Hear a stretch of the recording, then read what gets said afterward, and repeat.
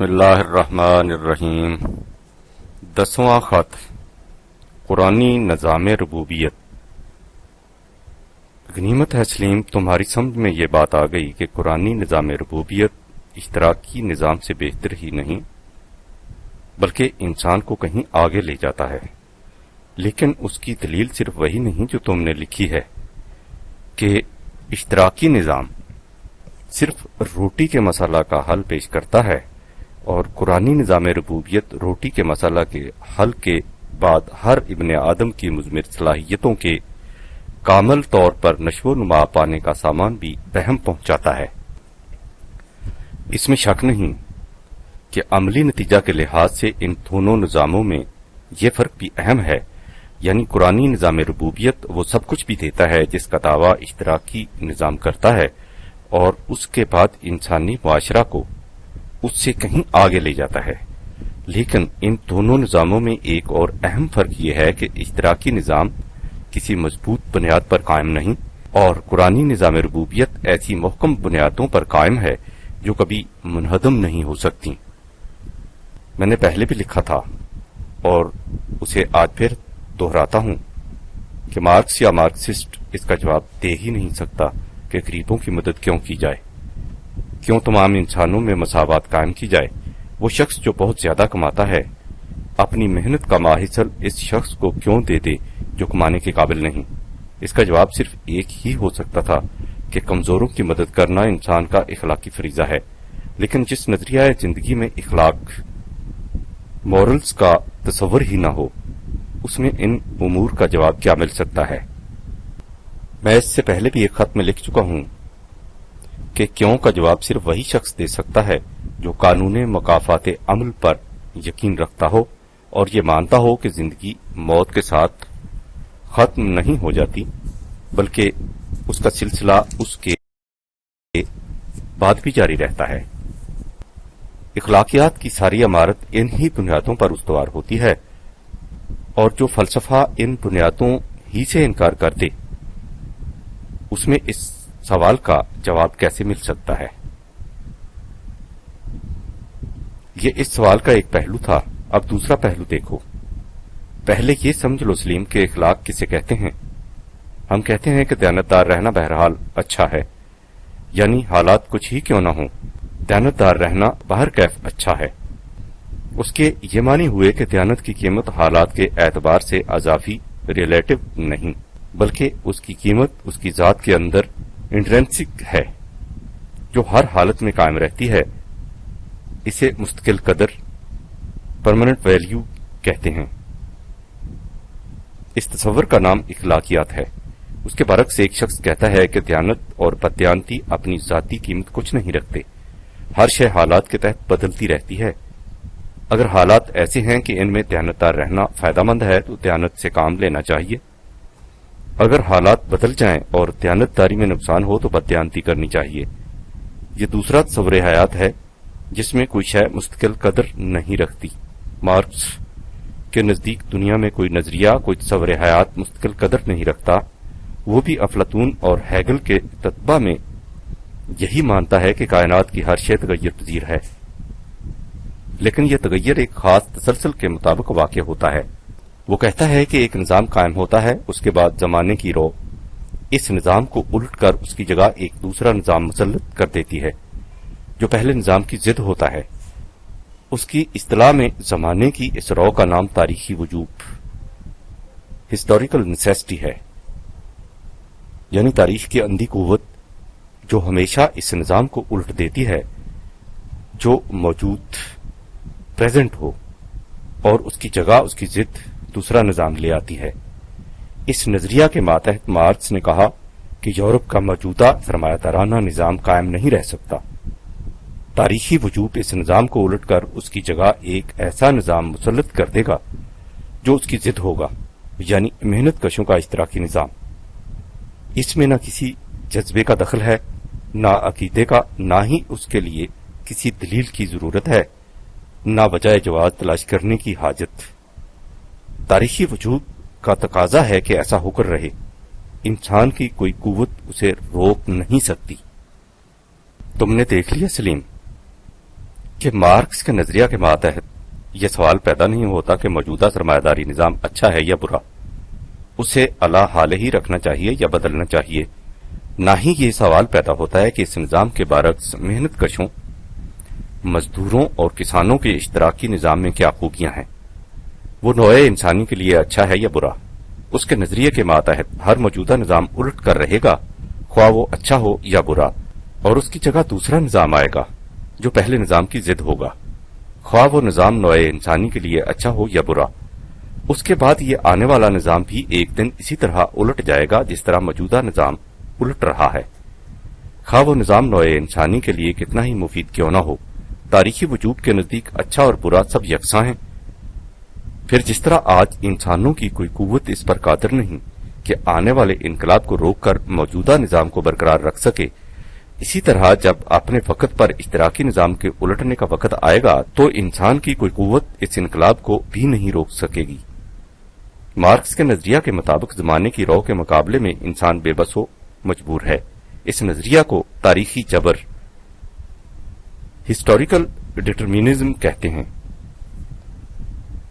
تم نے دیکھ لیا سلیم کہ مارکس کے نظریہ کے مطابق کسی نظام کے اچھے یا برے ہونے کا سوال ہی پیدا نہیں ہوتا، اس لیے کسی اخلاقی قدر کا بھی سوال پیدا نہیں ہوتا۔ کائنات کے اس سٹیج پر تاریخی وجود کا ایک ڈرامہ کھیل رہا ہے جسے انسان ایک مجبور تماشائی کی حیثیت سے دیکھ رہا ہے۔ اس ڈرامے کا موجودہ سین یہ ہے کہ نظام سرمایہ داری کی بساط الٹ کر اس کی ضد اشتراکی نظام کو مسلط کر دیا جائے۔ مجبور تماشائی اس سین کو بھی چپ چاپ بیٹھا دیکھ رہا ہے۔ اس کے بعد دوسرا سین آئے گا جس میں تاریخی وجود کا افریت اشتراکی نظام کو الٹ کر اس کی جگہ اس کی ضد سرمایہ دارانہ نظام پھر سے لے آئے گا۔ مجبور تماشائی اس سین کو دیکھنے پر بھی مجبور ہوگا۔ اس لیے مارکس کے نظریے کے مطابق یہ سوال ہی پیدا نہیں ہوتا کہ اشتراکی نظام سرمایہ دارانہ نظام سے بہتر ہے یا نہیں۔ جب صورتحال یہ ہے تو پھر اشتراکی نظام کے حق میں اخلاقی جواز تلاش کرنے کا بھی سوال پیدا نہیں ہوتا۔ یہی وہ حقیقت ہے جسے عصر حاضر کا مشہور اشتراکی ایل لارٹ اپنی کتاب مارکسزم اینڈ ڈیموکریسی میں ان الفاظ میں بیان کرتا ہے۔ مارکس اور اینجلز نے اشتراکی آرزوؤں کی بنیاد تمدنی ترقی کے معاشی قانون پر رکھی۔ ایسا کرنے میں انہوں نے اپنی اشتراکی آرزوؤں کا جواز اخلاقی بنیادوں پر نہیں رکھا، بلکہ یہ کہا کہ اشتراکیت تاریخی وجود کا تقاضا ہے۔ ان تصریحات سے یہ حقیقت تمہارے سامنے آ گئی ہوگی کہ مارکس یا مارکسسٹ کیوں اس سوال کا جواب نہیں دے سکتا کہ سرمایہ دارانہ نظام کی جگہ اشتراکی نظام کیوں قائم کرنا چاہیے۔ کیوں کا سوال وہاں پیدا ہوتا ہے جہاں یا تو انسان صاحب اختیار و ارادہ ہو اور وہ اپنے فیصلہ یا عمل کے لیے دلیل پیش کرے، یا وہ تغیرات کسی ایسی ہستی کے فیصلوں کے مطابق رونما ہوتے ہوں جس کے فیصلے حکمت پر مبنی ہوں۔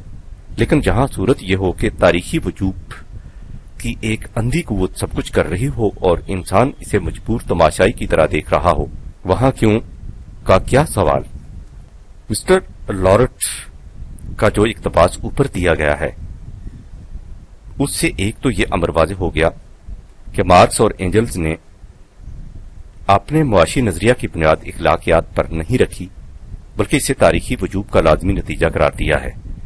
لیکن یہ اقتباس اس سے الگ ایک اور اہم حقیقت کی بھی غمازی کر رہا ہے۔ اس میں کہا یہ گیا ہے، اور یاد رکھو کہ کہنے والا ایک ممتاز اشتراکی ہے، کہ مارکس اور اینجلز کے دل میں اشتراکی نظام کی آرزوئیں مچل رہی تھیں۔ وہ چاہتے تھے کہ سرمایہ دارانہ نظام کی جگہ اشتراکی نظام قائم ہو جائے، لیکن انہیں اس نظام کے جواز جسٹیفیکیشن کے لیے اخلاقی بنیاد نہیں ملتی تھی، اس لیے انہوں نے اس کی بنیاد تاریخی وجود کے نظریہ پر رکھ دی۔ میرا بھی یہی خیال ہے سلیم کہ مارکس اپنے سینہ میں ایک دردمند دل رکھتا تھا جو غریبوں کی مصیبت پر کڑتا اور کمزوروں کی حالت کو دیکھ کر دکھتا تھا۔ اس کے زمانہ میں یورپ کے سرمایہ دارانہ نظام نے مزدوروں اور غریبوں کی جو حالت کر رکھی تھی، اس کے پیش نظر اس قسم کے دل دردمند میں جوش انتقام کا موجزن ہو جانا مستبعد نہیں تھا۔ ڈیفو نے سن 1704 عیسوی میں ایک پمفلٹ شائع کیا تھا جس میں لکھا تھا کہ اگر غریبوں کی مدد کی گئی تو وہ سہل انگار ہو جائیں گے، اور اگر انہیں سرکاری اداروں میں کام پر لگایا گیا تو اس کا اثر پرائیویٹ کارخانہ داروں پر بہت برا پڑے گا۔ اس لیے انہیں ان کی حالت پر چھوڑ دینا چاہیے، وہ اپنا رزق آپ تلاش کریں اور کام نہ ملنے کی صورت میں فاقہ کشی کریں۔ اس کے کچھ عرصہ بعد ماؤنٹولی نے اپنی مشہور کتاب فیبل آف دا بیز شائع کی، جس کا ملخص یہ تھا کہ غریبوں سے کام لینے کی ایک ہی شکل ہے، اور وہ یہ کہ انہیں محتاج رکھا جائے۔ عقل مندی کا تقاضا یہ ہے کہ ان کی ضروریات کو تھوڑا تھوڑا پورا کیا جائے، انہیں ضروریات زندگی کی طرف سے بے نیاز کر دینا حماقت ہے۔ سوسائٹی کی خوشحالی کا راز اسی میں ہے کہ لوگوں کی زیادہ سے زیادہ تعداد تباہ حال اور غریب رہے۔ 18ویں صدی کے اخیر میں برطانیہ میں یہ سوال پیدا ہوا کہ دیہاتی آبادی کو کس طرح مجبور کیا جائے کہ وہ شہروں میں آ کر کارخانوں میں مزدوری کریں۔ اس باب میں ولیم ٹوئنسن نے سن 1785 میں اپنی کتاب ڈیزارٹیشن آن دا پور لاز میں لکھا کہ بھوک کا کوڑا ایسا سخت ہے جو وحشی سے وحشی اور تند سے تند جانور کو بھی رام کر دیتا ہے۔ اس سے سرکش انسان متی و فرمانبردار بن جاتا ہے۔ اس لیے اگر تم غریبوں سے کام لینا چاہتے ہو تو اس کا ذریعہ فقط ایک ہے، یعنی بھوک۔ بھوک ہی وہ جذبہ محرکہ ہے جس سے غریب اور محتاج ہر قسم کا کام کرنے پر آمادہ ہو سکتے ہیں۔ یہ تھی وہ فضا جس میں مارکس نے آنکھ کھولی۔ ایسے حالات میں غریبوں اور مزدوروں کی امداد کے لیے عام طور پر لوگوں کے اخلاقی جذبات ہی کو اپیل کیا جاتا ہے، لیکن جب مارکس نے صورتحال کا گہری نظر سے جائزہ لیا تو اس نے دیکھا کہ غریبوں اور کمزوروں کی اس حالت کا ذمہ دار ہی وہ ضابطۂ اخلاق ہے جو یورپ میں رائج تھا۔ اس ضابطۂ اخلاق کی عمارت عیسائیت کی ان بنیادوں پر استوار تھی جن کی روح سے دنیا کی بادشاہت امیروں کے لیے تھی اور غریبوں کے حصے میں آسمان کی بادشاہت آتی تھی۔ اس ضابطۂ اخلاق میں غریبوں کو یہ سکھایا جاتا تھا کہ اگر کوئی زبردست ہاتھ ان کا کوٹ اتار لے تو انہیں چاہیے کہ اپنی واسکٹ خود اتار کر اسے دے دیں۔ ان سے کہا جاتا تھا کہ اگر چور ان کا اتنا زیادہ مال باندھ لے جو اس سے اٹھ نہ سکے تو چاہیے کہ وہ خود گٹھڑی اٹھا کر اس کے گھر چھوڑ آئے۔ لہذا اس ضابطۂ اخلاق کی روح سے امیروں اور بالادستوں سے کس طرح کہا جاتا کہ وہ غریبوں کو موقع دیں کہ وہ ابھر کر امیروں کی سطح پر آ جائیں۔ حقیقت یہ ہے کہ جیسا کہ بریفالٹ نے لکھا ہے، گزشتہ 2000 سال میں غریبوں اور مظلوموں پر جس قدر انسانیت سوز مظالم ہوئے ہیں ان کی ذمہ دار عیسائیت کی تعلیم ہے۔ یہی وجہ تھی کہ نیٹشے کو اس عیسائیت کے خون سے اپنے ہاتھ رنگنے پڑے اور اسے اصلی معنوں میں سلیب دینا پڑا۔ یہی وہ تعلیم تھی جس نے یورپ میں مذہب کے خلاف جذبات منافرت اور انتقام کو مشتعل کر دیا، اور پھر اس آگ کے شعلے ساری دنیا میں پھیل گئے۔ اگر مارکس ایسے مذہب کو غریبوں کے لیے افیون نہ کہتا تو کیا کرتا؟ ایک اور عیسائیت ہی پر کیا موقوف ہے سلیم؟ ساری دنیا کے مذاہب جو اپنی موجودہ شکل میں انسانی ذہن کے وضع کرتا ہیں، لیکن ان کی نسبت آسمانی کتابوں اور خدا فرستادوں کی طرف کر دی گئی ہے، اسی ذہنیت کے علمبردار ہیں۔ اسی زمرے میں ہمارا موجودہ مذہب بھی شامل ہے جو ہمارے دور ملوکیت کا پیدا کردہ اور سرمایہ دارانہ ذہنیت کا حامل ہے۔ وہ دین نہیں جس کا سرچشمہ قرآن ہے۔ یہ تھے وہ حالات جن کے ماتحت مارکس کے لیے مشکل ہی نہیں بلکہ ناممکن تھا کہ وہ اپنی اشتراکی آرزوؤں کی عمارت کو اخلاقی بنیادوں پر استوار کرتا۔ اس مشکل کے پیش نظر اسے اخلاقیات کو چھوڑ کر دوسرے سہارے تلاش کرنے پڑے، چونکہ اس کی ذہنی افتاد فلسفیانہ اور مورخانہ تھی، اس لیے اس نے اس کے لیے فلسفہ اور تاریخ کو سہارا بنایا اور تاریخ کا ایک نیا فلسفہ وضع کیا اور اس کا نام تاریخی وجوب رکھا۔ لیکن جیسا کہ اوپر لکھا جا چکا ہے، یہ سہارا بڑا کمزور ہے، بلکہ یوں کہیے کہ یہ سہارا ہی نہیں۔ اشتراکیت کے خلاف سب سے بڑا اعتراض یہ عائد کیا جاتا ہے کہ جب تمام افراد کی ضروریات زندگی مہیا کرنے کی ذمہ داری معاشرہ اپنے سر پر لے لے اور اس طرح افراد معاشرہ اپنی ضروریات کی طرف سے مطمئن ہو جائیں تو وہ کون سا جذبہ محرکہ انسینٹو ہوگا جس کی روح سے یہ افراد کام کرنے پر آمادہ کیے جا سکیں گے، نہ صرف کام کرنے پر بلکہ زیادہ سے زیادہ محنت کرنے اور معاشرہ کے متعین کردہ پروگرام کے مطابق کام کرنے پر آمادہ، اور اس کے بعد اپنی محنت کے ماحصل کو دوسروں کی بہبود میں صرف کرنے کے لیے تیار اور بطبیب خاطر تیار کیے جا سکیں گے۔ یہ ہے وہ بنیادی سوال جس کا جواب مارکس یا مارکسزم کے پاس کچھ نہیں، نہ ہی کچھ ہو سکتا ہے، اور یہی ہے وہ بنیادی فرق جو قرآنی نظام ربوبیت کو اشتراکی نظام سے بہت بلند لے جاتا ہے، اس لیے کہ پروفیسر ہارٹری کے الفاظ میں جو چیز ایک معاشی نظام کو دوسرے معاشی نظام سے متمیز کرتی ہے یہ ہے کہ اس نظام میں وہ جذبہ محرکہ کیا ہے جو لوگوں کو کام کرنے پر آمادہ کرتا ہے۔ کوٹڈ بائی کیر۔ تم دیکھ چکے ہو سلیم کہ مارکس کا نظریہ تاریخی وجود کی بنیاد اس مفروضہ پر ہے کہ کائنات میں کوئی تصور، کوئی نظریہ، کوئی نظام باقی نہیں رہ سکتا۔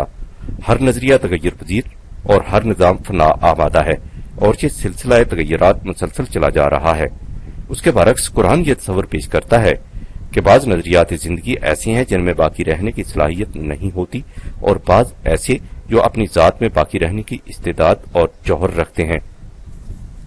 یمحو اللہ ما یشاء و یثبت، اور یہ تغیر و ثبات، فنا اور بقا ایک خاص قانون کے مطابق ہوتا ہے جس کی اصل و بنیاد اس تغیر پذیر مادی کائنات سے ماورا ہے۔ وَعِندَهُ ام الکتاب 13/38۔ اس قانون محو ثبات، فنا و بقا کی تفصیل تو طول طویل ہے، لیکن قرآن نے ان تمام تفاصیل کو ایک بنیادی نقطہ میں سمیٹ کر رکھ دیا ہے۔ اس نے کہا ہے کہ یاد رکھو وَأَمَّا مَا يَنْفَعُ النَّاسَ فَيَمْكُثُ فِي الْأَرْضِ 13/17۔ دنیا میں بقا اس نظریہ یا نظام کے لیے ہے جو نوع انسانی کے لیے نفع بخش ہو۔ یہ ہے وہ بنیادی قانون جس کے مطابق نظریات زندگی اور نظام حیات کی فنا اور بقا کے فیصلے ہوتے ہیں۔ باقی وہ رہتا ہے جو نوع انسانی کے لیے منافعت بخش ہو، جو ایسا نہ ہو مٹ جاتا ہے۔ ما ینفع الناس کے الفاظ پر غور کرو سلیم، بس اس میں سارے مسالہ کا حل پوشیدہ ہے۔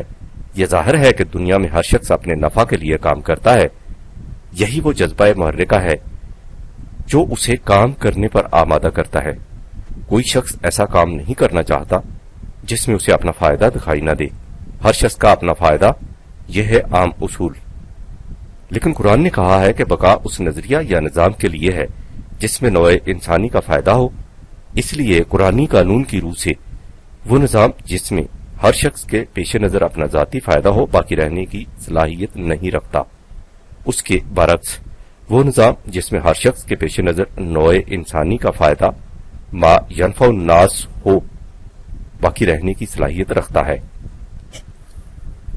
قرآن یہ کہتا ہے کہ دوسری قسم کے نظام میں بھی ہر فرد کا ذاتی فائدہ موجود ہوتا ہے، لیکن یہ فائدہ فوراً براہ راست امیڈیٹلی سامنے نہیں آتا، بلکہ بالواسطہ انڈائریکٹلی ذرا آگے چل کر ان دا لانگ رن سامنے آتا ہے۔ اس کے برعکس پہلی قسم کے نظام میں ہر شخص اپنا ذاتی فائدہ فوراً دیکھ لیتا ہے۔ اسے مفاد عاجلہ، فوراً سامنے آ جانے والا نفع کہا جاتا ہے۔ کیونکہ یہ نفع پیش پا افتادہ قریب تر ہوتا ہے، اس لیے اس کے لیے قرآن نے متاع دنیا، قریبی منافع کی اصطلاح استعمال کی ہے۔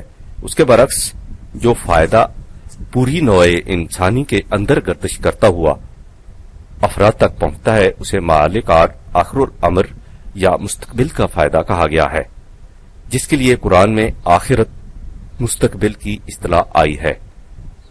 بالفاظ دیگر ذاتی منافعت، سود خویش یا انفرادی زندگی کو حیات دنیا، اور کلی منافعت سود ہمہ یا نوع انسانی کی اجتماعی زندگی کے لیے، جس میں موت کے بعد کی زندگی کا تصور بھی شامل ہے، حیات الآخرہ کی اصطلاح اختیار کی گئی ہے۔ قرآن کے نزدیک ذاتی منافعت کی انفرادی زندگی کا نظریہ غلط ہے اور کلی مفاد کی اجتماعی زندگی کا نظریہ صحیح۔ اس حقیقت کو قرآن ایک اندھے عقیدے کے طور پر نہیں منواتا اور کسی دعوے کو بھی اندھے عقیدے کے طور پر پیش نہیں کرتا۔ ہر دعوے کے لیے دلیل لاتا ہے وہ کہتا ہے کہ اگر تمہاری زندگی حیوانی سطح اینیمل لیول پر ہوتی تو پھر یہ تصور درست تھا کہ ہر فرد اپنا اپنا منافع دیکھتا، کسی کو کسی دوسرے سے کچھ واسطہ نہ ہوتا۔ جس طرح ایک حیوان کو کسی دوسرے حیوان سے کوئی غرض نہیں ہوتی۔ والذین کفروا یتمتعون ویاکلون کما تاکل الانعام 47/12۔ لیکن زندگی کی انسانی سطح ہیومن لیول میں زندگی کے تقاضے حیوانی سطح سے مختلف ہو جاتے ہیں۔ اس میں زندگی صرف طبعی زندگی فزیکل لائف نہیں ہوتی بلکہ اس سے آگے بڑھ جاتی ہے۔ طبعی زندگی کا تعلق انسانی جسم سے ہے جو قوانین طبعی فزیکل لاز کے مطابق ہر آن تغیر پذیر ہوتا رہتا ہے۔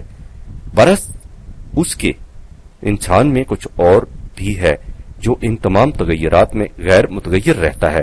اس کا نام انسانی ذات، پرسنالٹی یا خودی، سیلف یا انا، آئمنیس یا ایگو ہے۔ قرآن میں اس کے لیے روح خداوندی کی اصطلاح آئی ہے، یعنی انائے مطلق، ڈیولپمنٹ کی عطا کردہ توانائی۔ وہ کہتا ہے کہ انسان کے لیے جسمانی پرورش کے ساتھ ساتھ اس ذات یا انا کی تربیت، ایبسولوٹ ایگو، نہایت ضروری ہے، کیونکہ زندگی طبعی زندگی کا نام نہیں۔ طبعی زندگی کا خاتمہ موت کے ساتھ ہو جاتا ہے، لیکن انسانی زندگی کا سلسلہ اس کے بعد بھی جاری رہتا ہے۔ اس زندگی کا نام بھی حیات الآخرہ ہے، یعنی مستقبل کی زندگی۔ اس سے سمجھ لینا چاہیے کہ قرآن کی روح سے جہاں آج کے مقابلہ میں کل اور موجودہ نسل کے مقابلہ میں آنے والی نسل مستقبل آخرہ سے تعبیر کی جا سکتی ہے، وہاں اس دنیا کی زندگی کے بعد اگلی زندگی بھی حیات آخرت ہے۔ اب آگے بڑھو۔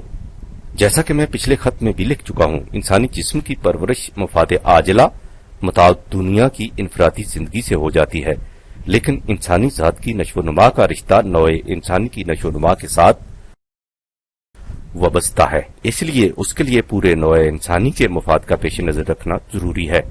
وہ کہتا ہے کہ جسمانی پرورش حیوانی سطح زندگی لینے سے ہوتی ہے، کوئی حیوان کسی دوسرے حیوان کو کچھ نہیں دیتا۔ اس کے برعکس انسانی زندگی کی پرورش دینے، ٹو گیو سے ہوتی ہے۔ جس خلاق کائنات نے جسمانی زندگی کے لیے وہ قاعدہ مقرر کیا ہے، اسی نے انسانی زندگی کے لیے یہ آئین مقرر کر رکھا ہے۔ وہ کہتا ہے کہ یہ دونوں زندگیاں بالکل نمایاں اور ایک دوسرے سے متمیز ہیں اور ان کے نتائج بالکل واضح۔ دیکھو سورہ واللیل میں اس حقیقت کو کس قدر بلیغ انداز میں بیان کیا گیا ہے، جب فرمایا کہ انا سعیکم لشتی 92/4، تمہاری کوششیں مختلف سمتوں میں جاتی ہیں، لیکن اس حقیقت کو یاد رکھو کہ فاما من آتا واتقی، جس نے دینا سیکھا اور اس طرح اپنے آپ کو تباہیوں سے محفوظ رکھا، وصدق بالحسنی، اور معاشرے میں توازن پیدا کر کے اس حقیقت کو سچ کر دکھایا، فسنیسرہ للیسری، تو اس کے لیے نشو و نما کی راہیں آسان ہو گئیں۔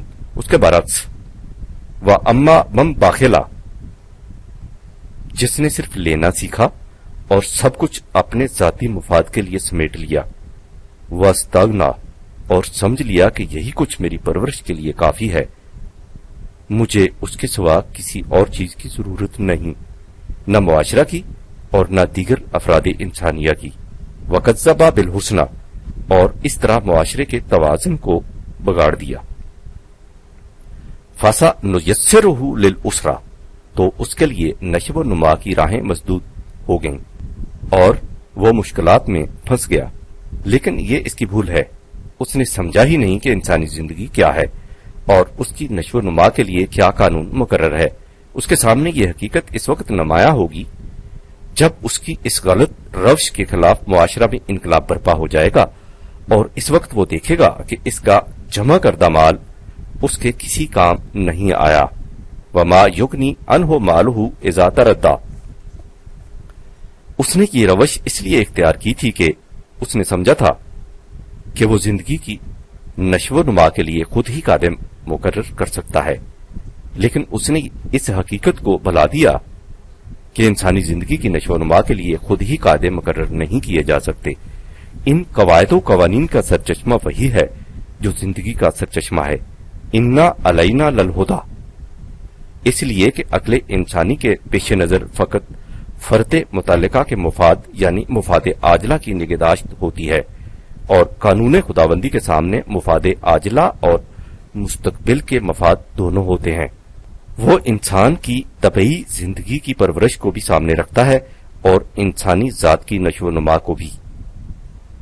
اس سے ان کی یہ دنیا بھی خوشگوار ہو جاتی ہے اور اگلی زندگی بھی تابناک۔ وَإِنَّ لَنَا لَلْآخِرَةَ وَالْأُولَى، خدا کا قانون انسان کو انداز زندگی کی ہلاکت سامانیوں سے متنبع کرتا ہے جو انسانی زندگی کی برومندیوں کو جلسا دیتی ہیں۔ فَأَنذَرْتُكُمْ نَارًا تَلَظَّىٰ، اس تباہی اور ہلاکت کا شکار وہ لوگ ہوتے ہیں جو انفرادی زندگی کو نصب العین حیات بنا لیتے ہیں۔ لا یصلحا الا الاشقى، یعنی وہ لوگ جو معاشرہ کے توازن کو بگاڑ کر اپنے دعوی انسانیت کی عملی تکذیب کرتے ہیں اور اس طرح صحیح راہ حیات سے گریز کی راہیں تلاش کرتے ہیں۔ الذی کذب وتولی، اس ہلاکت سے وہ لوگ بچ سکتے ہیں جو اپنی زندگی میں قوانین خداوندی کی نگہداشت کرتے ہیں۔ وَسَيُجَنَّبُهَا الْأَتْقَى، یعنی وہ لوگ جو دنیا سیکھتے ہیں اور اس طرح اپنی اور تمام نوع انسانی کی نشو و نما کا سامان بہم پہنچاتے ہیں۔ الذی یؤتی مالہ یتزکیٰ، 92/4-18۔ ان آیات کبریٰ سے یہ حقیقت تمہارے سامنے آ گئی ہوگی سلیم کہ قرآن کی روح سے انسانی زندگی کی نشو و نما کا راز دینے میں ہے۔ اینسٹین کے الفاظ میں انسان کی قدر و قیمت کا معیار یہ ہے کہ وہ کس قدر دیتا ہے، نہ یہ کہ اس میں لینے کی استعداد کس قدر ہے۔ Out of my latter days. دنیا اور آخرت کا یہ مفہوم اس سے پہلے بھی سامنے آ چکا ہے، میں نے اسے دہرایا اس لیے ہے کہ یہ حقیقت بڑی لطیف لیکن اس کے ساتھ ہی بڑی اہم ہے، اور جب تک اسے اچھی طرح ذہن نشین نہ کر لیا جائے قرآن کے متعلقہ مباحث سمجھ میں نہیں آ سکتے۔ اس مفہوم کو سامنے رکھو اور پھر سورہ حدید کی ان آیات کو دیکھو جن کے سمجھنے میں تمہیں دشواری پیش آ رہی ہے، حالانکہ میں ان آیات کو اس سے پہلے ایک خط میں لکھ چکا ہوں۔ قرآن کہتا ہے کہ اعلموا انما الحیات الدنیا لعب و لہو، 57/20۔ یہ نظریہ حیات کے زندگی فقط طبعی زندگی کے مفاد عاجلہ حاصل کرنے کا نام ہے۔ کیا ہے یہ؟ لعب ہے۔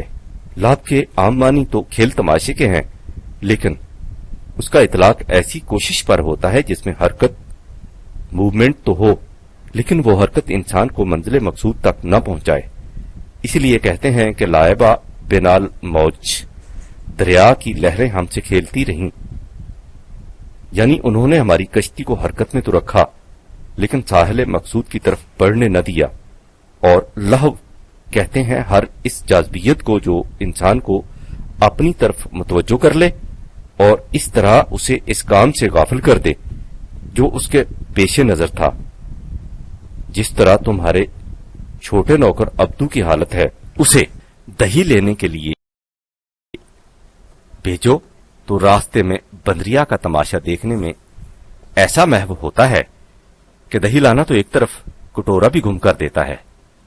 لہذا صرف طبعی زندگی اور ذاتی مفاد کا نظریہ حیات ایسا ہے جس میں حرکت اور کوشش تو ضرور ہوتی ہے لیکن وہ اسے منزل مقصود کی طرف نہیں لے جانے دیتی، کیونکہ منزل مقصود تھی انسانی زندگی کی نشو و نما اور یہ صرف جسمانی پرورش میں الجھ کر رہ گیا۔ مفاد عاجلہ یعنی منفعت خواہش کا نظریہ اپنے اندر ایسی کشش و جذب، لہو و زینت رکھتا ہے کہ انسان کی نگاہوں سے اس کی زندگی کا نصب العین اوجھل ہو جاتا ہے۔ لہو و لہون، اس منفعت خواہش کا مقصد کیا ہوتا ہے؟ وہ تفاخر بینکم، یعنی باہمی تفاخر، فخر۔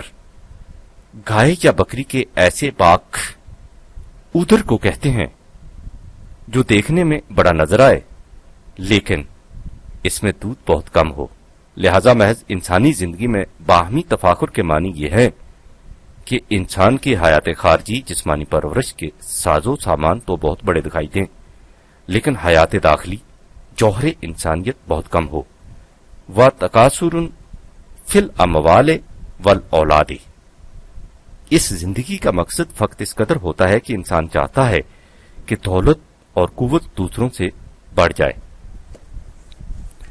یہ ہے مفاد عاجلہ کی زندگی کی حقیقت۔ اس کی مثال اس بارش کی سی ہے، کمثل غیث، جو اس قسم کی سبزی پیدا کرے جو ایک ہی چھینٹے سے اگاتی ہے۔ اس قسم کی نباتات کی جڑیں اوپر ہی اوپر ہوتی ہیں، نیچے نہیں جاتی۔ اس سے کسان خوش تو ہو جاتا ہے۔ عجب الکفار نباتہ، لیکن ذرا دھوپ پڑی اور وہ خشک ہوئی اور زرد پڑ گئی اور 2 ہی دن میں چور چور ہو کر بکھر گئی۔ ثم یہیج فتراہ مصفرا ثم یکون حطاما، اس قسم کی کھیتی کی زندگی 2-4 دن کی ہوتی ہے اور اس لیے اس کی خوشی بھی ایسی ہی ناپائیدار۔ آخر کار اس کا نتیجہ افسردگی اور یزمردگی کے سوا کچھ نہیں ہوتا۔ وفی الآخرات عذاب شدید، اسی مایوسی اور افسردگی سے بچنے کا طریقہ یہ ہے کہ انسان اپنی کوششوں کو قانون خداوندی سے ہم آہنگ کرے اور اس طرح اس نظام کی محافظت میں آ جائے جو اس قانون کی روح سے متشکل ہوتا ہے۔ وَمَغْفِرَةٌ مِّنَ اللَّهِ وَرِضْوَانٌ، مذکورہ بالا مثال سے یہ حقیقت سامنے آ گئی کہ مفاد عاجلہ کی زندگی متاع فریب کے سوا کچھ نہیں۔ وَمَا الْحَيَاةُ الدُّنْيَا إِلَّا مَتَاعُ الْغُرُورِ، اس کے بعد ارشاد ہے کہ ہم جانتے ہیں کہ باہمی منافست کا جذبہ انسان کے اندر موجود ہے۔ ہم اس جذبہ کو کچلنا نہیں چاہتے، البتہ اس کے لیے میدان دوسرا تجویز کرتے ہیں۔ تم مسابقت کرنا چاہتے ہو تو مسابقت کرو۔ اس نظام کے قیام میں جو خدا کے قانون ربوبیت کی روح سے عمل میں آتا ہے اور جس میں انسانی زندگی ان تمام ہلاکتوں اور تباہیوں سے محفوظ رہتی ہے، جو مفاد عاجلہ کی ذہنیت کا لازمی نتیجہ ہے۔ سابقوا الی مغفرۃ من ربکم، اس نظام کا نتیجہ خوشگواریوں کی ایسی جنت ہوتا ہے جو زمان و مکان کی حدود سے بھی آگے بڑھ جاتی ہے اور ساری کائنات کو محیط ہوتی ہے۔ وجنت ارضھا کعرض السماء والارض، اور یہ نتیجہ ہوتا ہے اس نصب العین حیات کا جسے انسان وحی خداوندی کے مطابق متعین کرتا ہے۔ اعدت للذین آمنوا باللہ ورسلہ، اس قسم کی خوشگواریاں اور کامرانیاں کسی خاص گروہ یا افراد تک محدود نہیں ہوتی، بلکہ ہر اس جماعت کے حصہ میں آ سکتی ہیں جو انہیں حاصل کرنا چاہے، یعنی اپنے اندر ان کے حصول کی صلاحیت پیدا کرے۔ ذالک فضل اللہ یؤتیہ من یشاء واللہ ذو الفضل العظیم، 57/20-21۔ اوپر کہا گیا ہے کہ یہ معاشی خوشحالیاں اسے مل سکتی ہیں جس میں ان کے حاصل کرنے کی صلاحیت یا استعداد ہو۔ اب سوال یہ پیدا ہوتا ہے کہ اگر کسی شخص میں کسی داخلی یا خارجی حادثہ کی وجہ سے اس استعداد میں کمی واقع ہو جائے یا وہ بالکل ہی سلب ہو جائے، مثلا بعض پیدائشی کمزوریاں یا بعض بیماریوں کے عواقب یا خارجی حادثات، تو کیا ایسی صورت میں وہ شخص ان خوشحالیوں سے محروم رہ جائے گا؟ بالکل نہیں۔ خدا کے قانون ربوبیت میں اس قسم کے حوادث کے لیے پہلے ہی سے پروویژن کر دی گئی ہے، اس لیے کہ ایسے معاشرہ میں جس میں ہر فرد کا نصب العین حیات دوسروں کی ربوبیت نشو و نما ہو، اس قسم کی پروویژن از خود موجود ہوتی ہے۔ ما أصاب من مصيبة في الأرض ولا في أنفسكم إلا في كتاب من قبل أن نبرأها إن ذلك على الله يسير۔ 57/22۔ اس معاشرہ میں اس قسم کے حوادث انسان کو نشو و نما سے محروم نہیں رکھتے، اس لیے کہ اس میں جن افراد کو زیادہ استعداد میسر ہوتی ہے وہ اسے اپنی ذاتی ملکیت سمجھ کر اس کے ماحصل کو اپنے ہی تک محدود نہیں رکھتے. لکیلا تاسو علی ما فاتکم ولا تفرحوا بما آتاکم.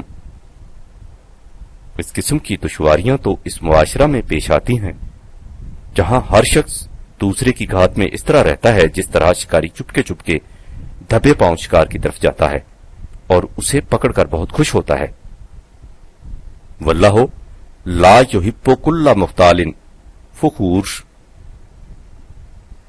اس قسم کے شکاری معاشرہ میں ارباب حل و عقد کی کیفیت یہ ہوتی ہے کہ وہ سب کچھ اپنے لیے سمیٹنے کی فکر کرتے رہتے ہیں اور اس خیال سے کہ لوگ ان کی اس روش پر گرفت نہ کر سکیں ایسے قوانین وضع کر دیتے ہیں جن سے اس قسم کی مفاد پرستیاں قانوناً جائز قرار پا جائیں. للذین یبخلون و یامرون الناس بالبخل. یہ لوگ قانون ربوبیت سے اعلانیہ سرکشی کی جرت تو نہیں کر پاتے، البتہ اس قسم کی قانون سازیوں سے اپنے لیے گریز کی راہیں نکالتے رہتے ہیں. ان گریز کی راہیں نکالنے والوں کو معلوم ہونا چاہیے کہ اس سے خدا کا قانون ذرا بھی اثر پذیر نہیں ہوتا. وہ ان باتوں سے بے نیاز ہے اور یہی اس کے قابل ستائش ہونے کی دلیل ہے. وَمَن يَتَوَلَّ فَإِنَّ اللَّهَ هُوَ الْغَنِيُّ الْحَمِيدُ. 57/23-24. اس قسم کے معاشرہ کے قیام کے لیے انتظام یہ کیا گیا تھا کہ خدا کے رسول اس نظام کے اصول و ضوابط لے کر آئیں جن کے ذریعہ انسانی معاشرہ میں توازن قائم رہے. لقد ارسلنا رسولنا بالبینات وانزلنا معهم الکتاب والمیزان لیقوم الناس بالقسط. لیکن اللہ کو یہ بھی معلوم تھا کہ انفرادی مفاد کی فکر میں غلطاں پیچاں رہنے والے گروہ محض واض و نصیحت سے ایسا معاشرہ قائم نہیں ہونے دیں گے. اس لیے اس نے نوع انسانی کی نفع بخشی کے لیے ضوابط قانون کے ساتھ شمشیر خارشگاہ بھی نازل کی. وَأَنزَلْنَا الْحَدِيدَ فِيهِ بَأْسٌ شَدِيدٌ وَمَنَافِعُ لِلنَّاسِ. 57/25. لیکن اس نظام کے قیام کے لیے سب سے مقدم ضرورت اس جماعت کی ہے جو مفاد عاجلہ کی جاذبیتوں سے صرف نظر کر کے اس نظام کے اندیکھے نتائج پر ایمان رکھے اور اسے اس کا یقین محکم ہو کہ یہ نظام اپنے اندر اتنی قوت رکھتا ہے جس سے یہ مخالفتوں کی تمام قوتوں پر غالب آ کر رہے گا. وَلِيَعْلَمَ اللَّهُ مَن يَنصُرُهُ وَرُسُلَهُ بِالْغَيْبِ إِنَّ اللَّهَ قَوِيٌّ عَزِيزٌ. 57/25. تم نے دیکھا سلیم کہ یہ دونوں معاشرے کس طرح نکھر کر الگ الگ ہو جاتے ہیں. ایک معاشرہ وہ جو اس نظریہ پر قائم کیا گیا ہو کہ اس کا وجود نوع انسانی کی منافت ربوبیت عامہ کے لیے ہے، اور دوسرا وہ جو بخل کے تصور پر قائم ہوتا ہے. بخل کے معنی یہ ہیں کہ کوئی فرد یا گروہ یا قوم سب کچھ اپنے مفاد کے لیے سمیٹ لے اور سامان زیست کو دوسروں کی منافت کے لیے عام نہ ہونے دے. اسے ارسٹڈ انٹرسٹس کا معاشرہ کہیے. اس سے بخل کے معنی واضح ہو جاتے ہیں. قرآن نے مختلف مقامات پر واضح الفاظ میں بتا دیا کہ جو نظام اس نظریہ پر قائم ہوگا وہ باقی نہیں رہ سکتا. اس کی جگہ ایسا نظام لے لے گا جو اس کے مختلف نظریہ پر قائم ہوگا. یعنی نوع انسانی کی منافت کے لیے اس کے لیے بخل کے مقابلہ میں انفاق کی اصطلاح آتی ہے. اسے اوپن انٹرسٹس کا معاشرہ سمجھنا چاہیے. اس سے انفاق کے معنی واضح ہو جاتے ہیں، یعنی وہ میانی جس کے دونوں سرے کھلے ہوں. سورہ محمد صلی اللہ علیہ وسلم میں ہے کہ تمہارا نصب العین حیات یہ ہونا چاہیے کہ تم اپنی محنتوں کا ماحصل نوع انسانی کی منافت کے لیے صرف کرو. ہا انتم ہاؤلاء تدعون لتنفقوا فی سبیل اللہ. 47/38. لیکن تمہاری یہ کیفیت ہے کہ تم اس کے برعکس سب کچھ اپنی ذات کے لیے سمیٹنے لگ جاتے ہو. فمنکم من یبخل. تم بزم خواہش یہ سمجھتے ہو کہ تم اس طرح دوسرے انسانوں کو سامان نشو و نما سے محروم کر دو گے، حالانکہ یہ حقیقت ہے کہ اس انداز نگاہ کا نتیجہ یہ ہوگا کہ تم اس سے خود ہی محروم رہ جاؤ گے، اس سے تمہاری ذات کی نشو و نما رک جائے گی۔ وَمَن يَبْخَلُ فَإِنَّمَا يَبْخَلُ عَن نَفْسِهِ، جو معاشرہ قانون خداوندی کے مطابق قائم ہوتا ہے وہ اپنے پاؤں پر آپ کھڑا ہوتا ہے، وہ تم سے کچھ نہیں مانگتا، البتہ تم اپنی نشو و نما کے لیے اس کے محتاج ہوتے ہو۔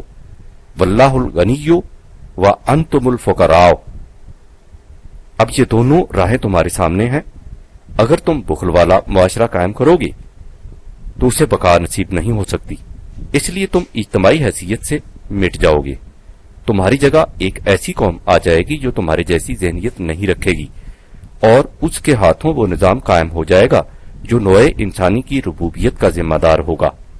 وَإِن تَتَوَلَّوْا يَسْتَبْدِلْ قَوْمًا غَيْرَكُمْ ثُمَّ لَا يَكُونُوا أَمْثَالَكُمْ 47/38، یعنی خدا کا یہ اٹل قانون ہے کہ بقا اسی نظام کے حصہ میں آ سکتی ہے جس کا مطمع نگاہ نوع انسانی کی منافعت ہو۔ وَأَمَّا مَا يَنْفَعُ النَّاسَ فَيَمْكُثُ فِي الْأَرْضِ 13/17، میں نے تمہیں اپنے سابقہ خط میں بتایا تھا کہ خدا پر ایمان کے معنی یہ ہیں کہ جو معاشرہ اس کے قوانین کے مطابق قائم ہو اسے صفات خداوندی کا مظہر ہونا چاہیے۔ قرآن اس ضابطہ کا نام ہے جس کے مطابق یہ معاشرہ قائم ہوتا ہے۔ اس ضابطہ کی ابتدا ہی اس محکم اصول سے ہوتی ہے جس پر اس معاشرہ کی ساری عمارت استوار ہوتی ہے۔ وہ بنیادی اصول ہے الحمدللہ رب العالمین، جس کا مطلب یہ ہے کہ دنیا میں وہی معاشرہ مستحق کے تعریف و ستائش ہوگا جو رب العالمینی تمام نوع انسانی کی ربوبیت کے محکم اصول پر قائم کیا جائے گا۔ اس نظام کو قائم کرنے والوں کی یہ خصوصیت ہوتی ہے کہ وہ ہمیشہ اپنے آپ پر دوسروں کو ترجیح دیتے ہیں، خواہ اس سے ان پر کچھ تنگی ہی کیوں نہ آ جائے۔ یؤثرون علی انفسہم ولو کان بہم خصاصۃ، اس لیے کہ وہ جانتے ہیں کہ انسانی ذات کی نشو و ارتقاء کا راز ہی اس میں پوشیدہ ہے۔ وَمَن یُوقَ شُحَّ نَفْسِهِ فَأُولَٰئِکَ هُمُ الْمُفْلِحُونَ 59/9، شحّ کے لفظ پر غور کرو، انفرادی مفاد پر مبنی معاشرہ کی پوری تصویر سامنے آ جائے گی۔ ذرا سامنے لاؤ اس منظر کو کہ گرمی کی شدت ہے، کسی ایک جگہ تھوڑا سا پانی ہے اور اس کے ارد گرد پیاسوں کا ہجوم۔ ایسے میں ہر پیاسے کی یہ کوشش ہوتی ہے کہ وہ دوسروں کو دھکیل کر پیچھے ہٹا دے اور خود آگے بڑھ کر پانی پی لے۔ اس قسم کے منظر کو کہتے ہیں تشامہ الماء، شح نفس اسی قسم کی ذہنیت کا نام ہے۔ تم نے غور کیا سلیم کہ قرآن نے کس طرح ایک لفظ میں اس معاشرے کی پوری ذہنیت کا نقشہ کھینچ دیا ہے جس میں ہر فرد اپنے مفاد کو سامنے رکھتا ہے۔ یہ ہے وہ معاشرہ جو بخل، مفاد خواہش کی ذہنیت پر استوار ہوتا ہے۔ اس کے برعکس دوسرا معاشرہ وہ ہے جو انفاق، مفاد کلی کے تصور پر قائم ہوتا ہے، جس میں ہر پیاسے کی خوشی اسی میں ہوتی ہے کہ دوسرا آدمی پہلے پانی پی لے۔ تم نے پروفیسر ہاٹرے کا یہ قول اوپر دیکھا ہے کہ معاشی نظاموں میں وجہ تفریق صرف یہ ہوتی ہے کہ ان میں لوگوں کے کام کرنے کے لیے جذبہ محرکہ کیا ہوتا ہے۔ تم غور کرو سلیم کہ جس معاشرہ میں افراد کی ذہنیت میں اس انداز کی تبدیلی پیدا ہو جائے جس کا ذکر اوپر آ چکا ہے، اس کی محکمیت اور افضلیت میں کسے انکار ہو سکتا ہے۔ قرآن اس ذہنیت کو بھی یوں ہی اندھے عقیدے کی بنا پر پیدا نہیں کرتا، وہ اس کے لیے دلائل پیش کرتا ہے۔ وہ کہتا ہے کہ مختلف افراد معاشرہ میں اکتسابی صلاحیتیں، ارننگ کیپیسٹیز مختلف ہوتی ہیں۔ جس شخص میں اکتسابی استعداد زیادہ ہوتی ہے اور وہ اس استعداد کو کام میں بھی لاتا ہے، وہ زیادہ کماتا ہے۔ یہ شخص کہتا ہے کہ میں نے جو کچھ کمایا ہے اپنی ہنر بندی سے کمایا ہے، اس لیے میں اس کمائی کا واحد مالک ہوں، میں اسے کسی دوسرے کو کیوں دے دوں۔ قرآن میں قارون کو مفاد پرستانہ ذہنیت کے نمائندہ کی حیثیت سے پیش کیا گیا ہے۔ سورہ قصص میں ہے کہ جب اس سے کہا جاتا کہ وہ اپنی اس روش کو چھوڑ کر جس سے معاشرہ میں ناہمواریاں پیدا ہوتی ہیں وہ روش کیوں نہیں اختیار کرتا جس سے انسانی مساوات کا نظام قائم ہو جائے. ولا تبغل فسادا فی الارض ان اللہ لا یحب المفسدین 28/77. تو وہ اس کے جواب میں کہتا کہ جو کچھ میں نے اپنی ہنرمندی سے کمایا ہے اسے دوسروں کو کیوں دے دوں. قال انما اوتیتہ علی علم عندی 28/78. یہ ذہنیت کسی خاص قارون کی نہیں، ہر دور کا قارون سرمایہ دار اپنی روش کے جواب میں یہی دلیل پیش کرتا ہے. 39/49. قرآن کہتا ہے کہ ذرا سوچو کہ جس چیز کو تم اپنی ہنرمندی علم عندی قرار دیتے ہو اس میں خود تمہارا حصہ کتنا ہے اور کتنا حصہ تمہیں مفت ملا ہے. استعداد کا اختلاف پیدائش سے شروع ہوتا ہے، اس کے بعد اس پر بچے کا ابتدائی ماحول، تربیت اور تعلیم اثر انداز ہوتی ہے، پھر مواقع اپرچونٹیز کا سوال سامنے آتا ہے. اب سوچو کہ ان تمام مراحل میں خود ذاتی ہنرمندی کا کس قدر دخل ہوتا ہے اور ان عناصر کا کس قدر جو تمہارے اپنے پیدا کردہ نہیں ہوتے. یہ حقیقت بعد نتامک سامنے آ جائے گی کہ تمہاری استعداد و صلاحیت کی بنیادیں ان عوامل فیکٹرز پر قائم ہوتی ہیں جن میں یا تو تمہارا دخل ہوتا ہی نہیں اور اگر ہوتا ہے تو بہت کم. اس کے بعد اس مرحلہ میں آ جاؤ جس میں تم اپنی استعداد کو عمل میں لا کر یعنی محنت کر کے دولت کماتے ہو. اس میں بھی دیکھو تمہاری ہنرمندی کا حصہ کس قدر ہوتا ہے اور کتنا حصہ آفاقی قوتوں نیچرل فورسز کا ہوتا ہے. قرآن کا انداز یہ ہے سلیم کہ وہ مجرد حقائق ایبسٹریکٹ ریئلٹیز کو محسوس مثالوں کنکریٹ ایگزامپل کے ذریعے ذہن نشین کراتا ہے. چنانچہ وہ اس حقیقت کو اجاگر کرنے کے لیے جس کا ذکر اوپر کیا جا چکا ہے کھیتی کی مثال پیش کرتا ہے اور اس کے ساتھ ہی ان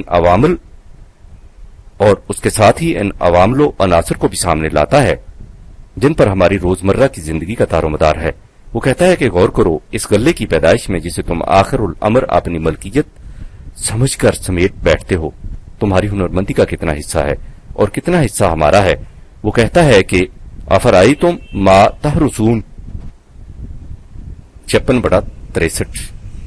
کیا تم نے کبھی اس پر بھی غور کیا ہے کہ غلہ پیدا کس طرح ہوتا ہے؟ یہ چیز ہر روز تمہارے سامنے آتی ہے. یہ کوئی ایسی بات نہیں جس کا تمہیں علم نہ ہو یا جس کا علم حاصل کرنے کے لیے تمہیں کہیں دور دراز جانا پڑے. یہ تو تمہارے ہر روز کے مشاہدے کی چیز ہے.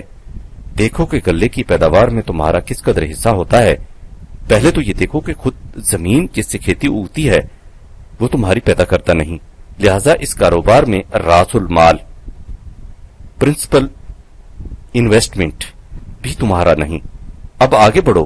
اس زمین میں تم اتنا ہی کرتے ہو کہ ہل جوت کر بیج ڈال دیتے ہو. ما تحرثون. اب سوچو کہ مٹی میں ملے ہوئے بیج سے کونپل کون پیدا کرتا ہے؟ ہرس کو زراعت میں کون تبدیل کرتا ہے؟ کیا یہ کچھ تم کرتے ہو یا خدا کا آفاقی قانون کرتا ہے؟ انتم تزرعونہ ام نحن الزارعون. اگر اس میں ہمارا یعنی خدا کا قانون کار فرمانا ہو تو کھیتی اگنا تو ایک طرف تمہارے بیج کے دانے بھی مٹی کے ساتھ مٹی ہو جائے اور اس طرح تمہاری محنت بھی رائے گاں جائے اور ساتھ مفت کی چٹی بھی پڑ جائے. لو نشاؤ لجعلنہ حطاما فظللتم تفکہون انا لمغرمون بل نحن محرومون. اور تم سر پیٹ کر رہ جاؤ. اور آگے بڑھو اور سوچو کہ یہ صاف اور شفاف پانی جس پر کھیتی کا دار و مدار اور خود تمہاری زندگی کا انحصار ہے تمہاری ہنرمندی سے پیدا ہوتا ہے. افرأیتم الماء الذی تشربون. وہ کون ہے جو پانی کو سمندر سے اٹھا کر بادلوں کے مشکیزے میں بھرتا ہے اور اسے تمہاری ضرورتوں کے مطابق جگہ جگہ تقسیم کرتا ہے.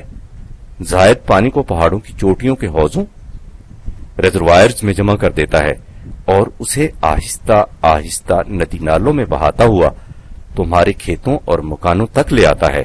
انتم انزلتموہ من المزن ام نحن المنزلون. اس کے ساتھ ہی یہ بھی سوچو کہ یہ کس کا انتظام ہے کہ سمندر کے پانی کے تمام نمک جس سے وہ پانی نہ پینے کے قابل رہتا ہے، نہ زراعت کے کام آ سکتا ہے، وہیں رہ جاتے ہیں، اور کشید کردہ مقطر پانی تمہاری سراہیوں اور کھیتوں میں پہنچ جاتا ہے۔ لو نشاؤ جعلناہ اجاجا فلولا تشکرون۔ اور آگے بڑھو اور سوچو کہ تمازت اور حرارت جس پر نشو و نما اور ہست و بود کا انحصار ہے، کس کے قانون سے تپش آمادہ رہتی ہے؟ کیا اس کی حرارت تمہاری پیدا کرتا ہے؟ افرأیتم النار التی تورون انتم انشأتم شجرتها ام نحن المنشئون۔ غور کرو اور بتاؤ کہ پالتا ہے بیج کو مٹی کی تاریکی میں کون دریاؤں کی موجوں سے اٹھاتا ہے سحاب، کون لایا کھینچ کر پچھم سے بادے سازگار، یہ زمین کس کی ہے، کس کا ہے یہ نور آفتاب، کس نے بھر دی موتیوں سے خوشائے گندم کی جیب، موسموں کو کس نے سکھلائی ہے ہوئے انقلاب۔ ظاہر ہے کہ یہ کاروبار تمہارا اور ہمارا مشترکہ تھا، اس میں دیکھو کہ تمہارا حصہ کس قدر ہے اور ہمارا حصہ کس قدر۔ جس نسبت سے تمہارا اور ہمارا حصہ ہے، اسی نسبت سے اس کاروبار کا ماحصل یعنی پیداوار تقسیم کر لو۔ تم اپنا حصہ آپ لے لو اور ہمارا حصہ وہاں پہنچا دو جہاں ہم کہتے ہیں۔ یہ حصہ ان ضرورت مندوں کا ہے جن میں اقتصادی استعداد بہت کم ہے، یا وہ معاشرے کے دوسرے کاموں میں لگے ہوئے ہیں، یا جن کی استعداد کسی وجہ سے سلب ہو چکی ہے۔ ہم نے اس حصہ کو انہی کے لیے مختص کر رکھا ہے۔ نحن جعلناہ تذکرۃ ومتاعا للمقوین۔ مقوین کے معنی ہے بھوکے۔ یہ ہے وہ طریقہ جس سے ربوبیت عظما کا انتظام ہو سکے گا۔ بس تمہیں چاہیے کہ اس نظام ربوبیت کے قیام کے لیے کوشاں رہو۔ فسبح باسم ربک العظیم 56/63 تا 74۔ سلیم، تم نے دیکھا کہ قرآن کس قدر بلیغ انداز سے اس حقیقت کو اجاگر کرتا ہے کہ جس ماحصل کو انسان اپنی ہنرمندی اور کاریگری کا نتیجہ قرار دیتا ہے، اس میں خود انسان کا کتنا حصہ ہوتا ہے اور کس قدر حصہ ان عناصر و عوامل کا جن کے پیدا کرنے یا بروئے کار لانے میں اسے کوئی دخل نہیں ہوتا۔ یہ عناصر یا تو اس معاشرے کے پیدا کردہ ہوتے ہیں جس میں وہ فرد پرورش پاتا ہے، مثلا صحت اور غذا کا انتظام، تعلیم و تربیت کے ادارے، سازگار ماحول اور مساعد فضا وغیرہ وغیرہ، یا کائنات میں بکھری ہوئی نعمتیں جو بلا محنت و مشقت حاصل ہوتی ہیں، مثلا زمین، پانی، ہوا، روشنی، گرمی وغیرہ۔ اس لیے قرآن دوسری جگہ کہتا ہے کہ تمہارا یہ خیال غلط ہے کہ جو چیز تمہاری استعداد اور صلاحیت کی زیادتی کا نتیجہ ہے، اس پر تمہیں حق ملکیت حاصل ہے۔ جیسا کہ میں نے سابقہ خط میں لکھا تھا، سورہ نحل میں ہے کہ تم میں سے بعض افراد کو دوسرے افراد کے مقابلہ میں زیادہ اکتسابی قوتیں حاصل ہیں، لیکن یہ استعداد تمہاری اپنی پیدا کرتا نہیں، قانون خداوندی کی عطا فرمودہ ہے۔ واللہ فضل بعضکم علی بعض فی الرزق 16/71۔ لہذا جب حقیقت یہ ہے تو پھر اس استعداد کا ماحصل تمہاری ذاتی ملکیت کس طرح ہو سکتا ہے؟ اس ماحصل کی تقسیم اس طرح ہونی چاہیے کہ کم استعداد کے لوگ جو چھوٹے چھوٹے کاموں پر مامور ہیں، اس سے ان کی ضروریات زندگی کا سامان مہیا کیا جائے۔ افم الذین فضلوا براد رزقہم علی ما ملکت ایمانہم۔ قرآن کہتا ہے کہ تم اس تقسیم کو اس لیے اختیار نہیں کرنا چاہتے کہ تم سمجھتے ہو کہ اس سے زیادہ اور کم استعداد والے لوگ سب برابر ہو جائیں گے۔ فہم فیہ سواء، وہ کہتا ہے کہ اس کے تو یہ معنی ہوئے کہ تمہیں جو قوت اور استعداد خدا کی طرف سے بطور بخشائش ملی ہے، تم اسے اپنی ملکیت تصور کرتے ہو اور اس کے عطیہ خداوندی ہونے سے انکار کرتے ہو۔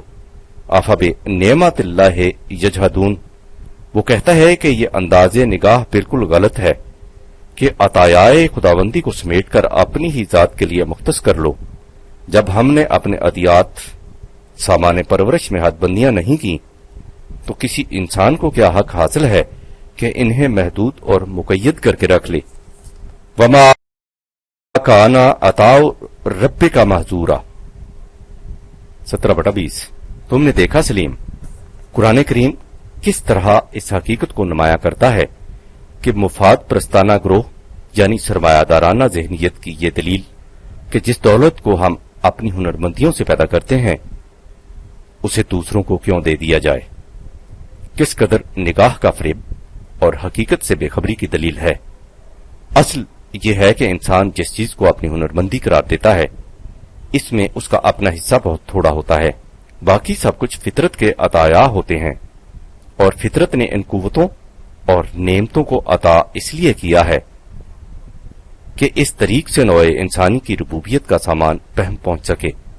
قرآن اسی حقیقت کو تسلیم کرانا چاہتا ہے، یعنی وہ کہتا ہے کہ یہ دونوں راستے تمہارے سامنے کھلے ہیں، تم سوچو کہ ان میں سے کون سی راہ علم و بصیرت اور دلیل و برہان کی راہ ہے۔ اگر تم اس دعوے سے متفق ہو جاؤ کہ صحیح علم و بصیرت کی راہ وہی ہے جس کا نتیجہ نوع انسانی کی منفعت ہے، تو اس کے معنی یہ ہوں گے کہ تم نے اس راستے کو اپنی زندگی کا نصب العین بنا لیا۔